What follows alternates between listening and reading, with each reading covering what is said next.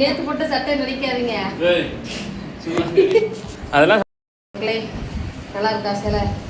இன்னைக்கு ஒரு கல்யாணத்துக்கு கிளம்பிட்டோம். என்னது தண்ணி? சாமி மலையில் ஒரு கல்யாணங்க, கிளம்பியாச்சு. நல்லா இருக்கா சேலை? ஏற்கனவே ஒரு சடங்குக்கு கட்டிட்டு போய் பார்த்துருப்பீங்க.